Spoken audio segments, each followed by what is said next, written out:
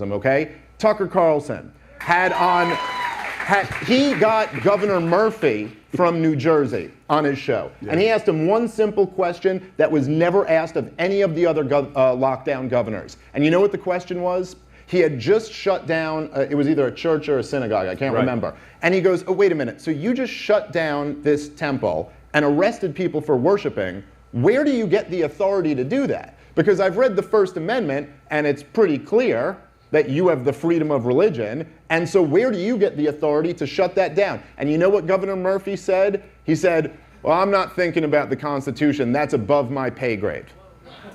So let me, just to make this clear, okay? That's a stupid answer. Yeah, it sure is, but you know what? Your brother and none of the rest had a better one. They just never got asked that question. Dave Smith absolutely torches Chris Cuomo on the debate about the tyrannical COVID lockdown mandates. They were on the PBD podcast, and Dave Smith absolutely lets Chris Cuomo have it, telling the guy to his face exactly what we were all thinking. This was beautiful to see. Does Chris Cuomo take any responsibility for his part during the lockdowns?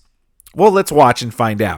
The lockdowns that swept this nation in 2020 as totalitarian. Just to be clear, I'm not being hyperbolic. When you're waking up every morning to watch your TV, to find out from your governor what you're allowed to do today, including am I allowed to go to work? Am I allowed to have a funeral for my father? Am I allowed to see my family? Am I allowed to step outside without a cover on my face? There is one word and one word only for that, and that is totalitarianism.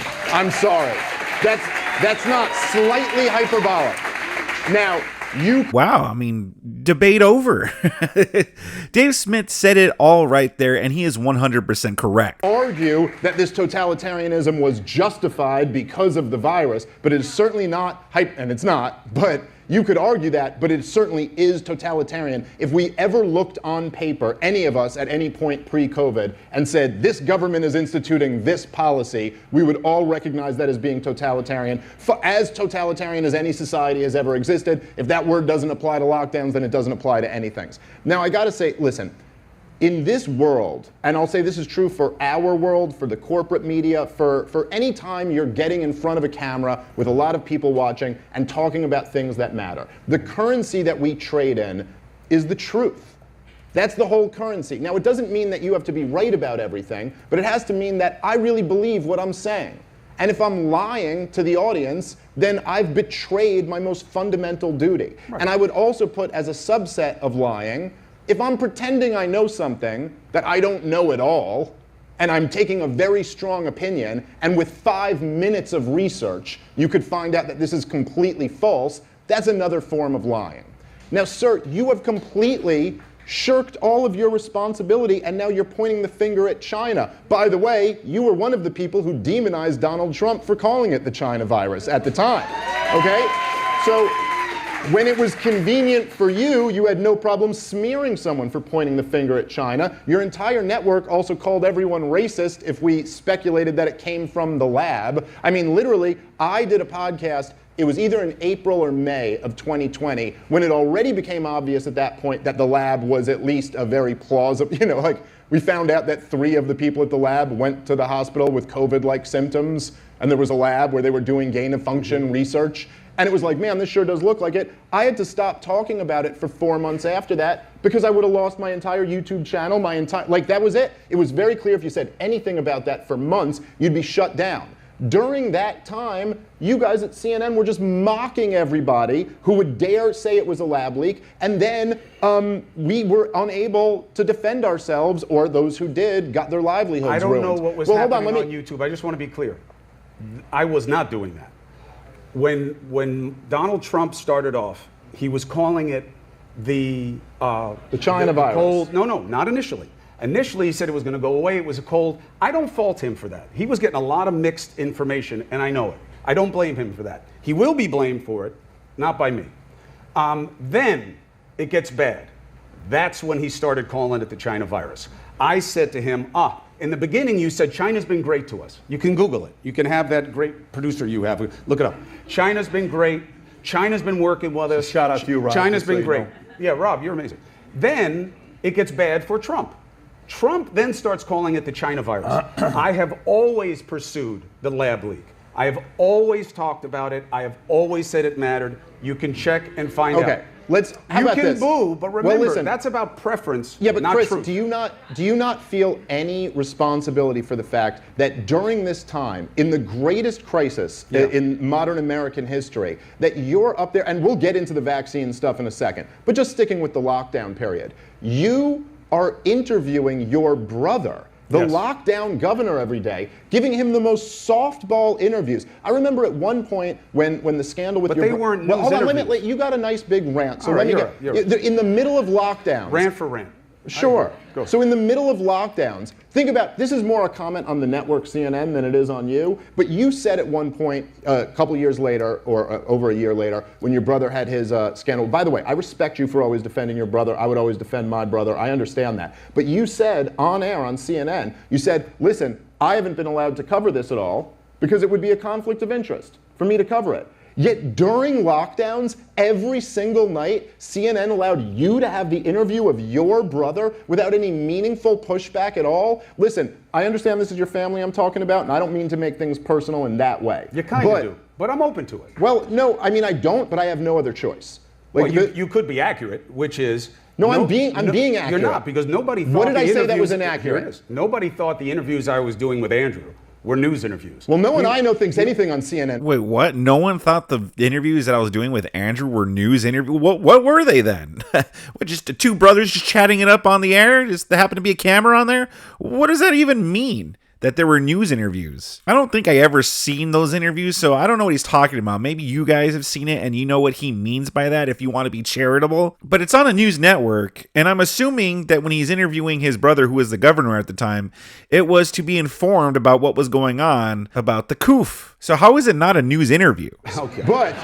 So, that's fine. No, when it's on the cable news network, the presumption is that this is news. Hold on. How many people in this room thought that when I was interviewing my brother, it was going to be a hardball interview, and that's why you were watching? Because this is what Chris Cuomo is known for. Yeah, but that's the whole point. Come on. But that's the point. But he was other places giving interviews all day long. He was coming on at that time with me because people were enjoying the dynamic of getting some sense of familiarity and comfort in an uncomfortable time. That's what the draw was. He was What? That's what the draw was? Is that we wanted to watch what, two brothers just chilling, hanging out, having a conversation on the air? Oh yeah, that's what oh man. Hey, Andrew and Chris, they're brothers, and they're going to talk to each other tonight at 9:00. Oh, I got to tune in. Ask questions all over the place. What I said I couldn't cover wasn't him and COVID. It was him and anything. It wasn't going to be a serious news interview. And what I was talking about specifically was not Andrew and COVID. It was his allegations. No, I know. Who wants to hear me talk about my brother's allegations and think? No, it's a clear conflict of interest. That's what I was talking you about. Hear me talk about my brother's allegations and think I'm being No, it's a clear conflict of interest. That's what as was you about. interviewing. Yeah, but that's Dave Smith's whole point. Is that who's going to want to see you talk to your brother about the conflict when we know it's not going to be a hardball question? But then why we want to see you interview your brother when it came to the COOF? Well, it's not like that's the only place he was on during here's COVID. one person in cable news who did some real journalism, okay? Tucker Carlson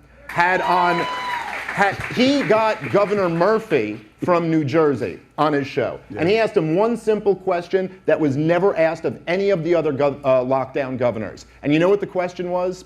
He had just shut down, it was either a church or a synagogue, I can't remember. And he goes, oh, wait a minute, so you just shut down this temple and arrested people for worshiping. Where do you get the authority to do that? Because I've read the First Amendment, and it's pretty clear that you have the freedom of religion, and so where do you get the authority to shut that down? And you know what Governor Murphy said? He said, well, I'm not thinking about the Constitution. That's above my pay grade. So let me, just to make this clear, That's a stupid okay? answer. Yeah, it sure is, but you know what? Your brother and none of the rest had a better one. They just never got asked that question. But it has nothing to do with the First Amendment. Yeah, of course it does, Chris. Here's the bottom line. There's no clause in the Constitution or the Bill of Rights that says, unless there's a virus that we don't know that much about and then this all goes away. The point is that it was completely criminal for all of these governments to lock down. They had no authority to derive the right to lock down a state from. And yet you, instead of anyone at CNN thinking, hey, if we have Andrew Cuomo on here every single night, Maybe someone should ask him that question. They went, no, give him a cushy interview with his brother. Like, you don't find that incredibly corrupt? No, and here's why. Is that the only place that the governor of New York was? Is that the only access to media that they had to him? So your criticism really goes to all media, but really what it is an extension that you didn't like the lockdowns. It's not about whether there was legal authority for them. That's why there's been no lawsuit on the lockdowns that has proceeded and won. Because it wasn't about the authority of the government to use emergency measures in public safety situations. It's about whether they should have. And I'm totally fine with that. And you saw them all over the world, many more severe than they were in the United States and for longer. But is it worth reviewing? Yes. What I'm saying is that my criticism would be that your interest is about how it generates attention. And that's fine, but it won't fix. I'm telling you right now, if God forbid something happened again, we would be lost about how to do it differently. And you'd have a pocket of people, 25, 35%, who say, I'm not going to do it. And you would lose that case again. You know, it's really wild, Chris, for you to psychoanalyze me and say my interest here is in generating attention. You're the guy who, when at CNN, said everything to defend the vaccine when you were being sponsored by Big Pharma. And all of a sudden now that you're here on PBD show, you'll say the truth. No, but for I'm you to not attack... sponsored by Big Pharma. No. I'm not Your against the network vaccine. Hold on. You're not even listening to what I'm saying. You're attacking my motive, saying all I care about is generating interest. Meanwhile, when those CNN checks were coming in, you said nothing that would have put them in jeopardy. But now that you're here, you're starting to tell a little bit of the truth. So hold on. No. That's not true. I don't have a changed opinion about the vaccine. Chris, go look at the montages of what you were saying then to what you're saying now. And you don't have a changed opinion. Absolutely not. And when Pat put out this clip, that Pat would, look, we can talk about it. I'm not offended by the questions or the suggestion. Here's why. Pat said that I wouldn't take it again if I could do it over again. That's not what I said. If they wanted me to take a booster right now, my doctors say it's not working for me. I have as much natural immunity as I'm going to get. I got as much hybrid immunity as I can get. You make the same decisions. They don't have the mandates the same way, except with kids in school protocols, which again I think should be on the table to discuss, because we are an outlier when it comes to our kids in schools and the vaccine. The vaccine, let's talk about it. What is your beef about the vaccine? Do you believe it didn't work? No. It certainly didn't work at all in the way it was sold. When we spoke and I asked you about the vaccine to qualify this and clarify it, I said, if 2026, the second COVID comes in, and they mandate taking vaccines, would you take it? You said no. I thought we're talking about, like, if they need me to take another one for this virus. No. I specifically asked, if another COVID comes out and they force us to take vaccines, knowing what you know now, would you take it again? You said no. Just to qualify, that's what. I thought we were talking about if it's this virus again. Well, why would I lie? Why would I lie about it? Why would I lie? Yeah, because you don't want to take responsibility. It's clear you don't want to take responsibility for any of your part for the totalitarian measures that our government inflicted on us back in 2020. Is this all Chris Cuomo's fault? No, but he did have a part to play. He was part of the machine that were censoring voices, that were pushing this agenda and forcing these lockdowns and forcing the jab and all these other things upon the public. He was part of the machine and he had a part to play.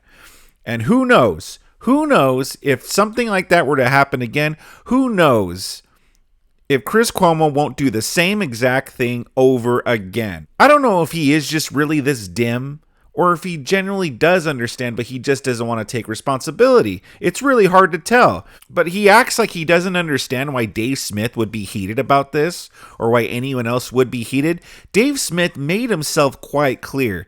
Dave Smith didn't stutter. There was no misunderstanding him. So I don't know why Chris Cuomo doesn't understand either. This was a great debate here. Dave Smith absolutely torched Chris Cuomo. No lie, for real, no cap. Telling him everything pretty much the American people wanted to tell him, and anyone else who was a part of this machine back in 2020. What do you guys think about this clip, though? This is a great clip. I think there's more clips from this debate where I'm pretty sure he just demolishes Chris Cuomo. I'll probably cover it here in my channel. Sound off on the comment section below to give your thoughts. Subscribe to my channel if you enjoyed content like this. And if you enjoyed seeing Dave Smith and debates, I got a playlist and I got more videos for you to check out that I think you'll enjoy.